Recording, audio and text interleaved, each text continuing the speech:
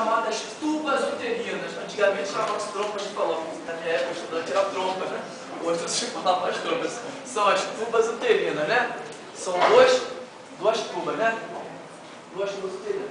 A tuba uterina é um órgão importante também, histologicamente eu devo apresentar três camadinhas. Uma mucosa, uma camada muscular e uma selozinha também.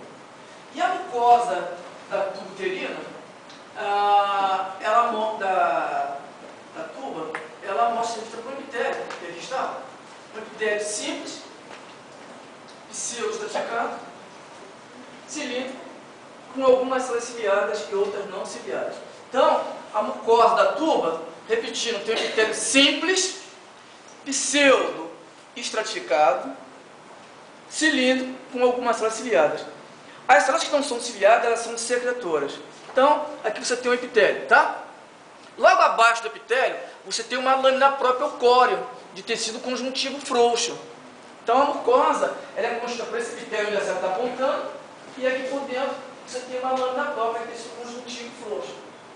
O importante para a gente fazer o diagnóstico de tuba uterina acontece nessa mucosa aí.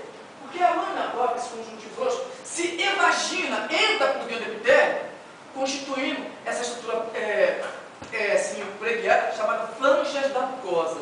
Então, a lâmina própria empurra o epitélio e forma as chamadas franjas da mucosa. Então, a tuba uterina se caracteriza por apresentar as chamadas franjas da mucosa. O que são as franjas? São evaginações da lâmina própria do conjuntivo frouxo no epitélio, formando essa estrutura chamada franjas da mucosa. Tá? Então, o que vai caracterizar esse órgão são as chamadas franjas da mucosa. Essa mucosa, constituída por esse epitélio, por essa lâmina própria, vai repousar sobre uma camada de músculo liso, uma camada muscular. Tá vendo? A camada muscular. E por fora a gente vai ver essa uma céluazinha das franjas. Aqui a camada muscular. Camada muscular. E aqui a cerosa, um pedaço da cerosa aqui, ó. Mesotélio aqui.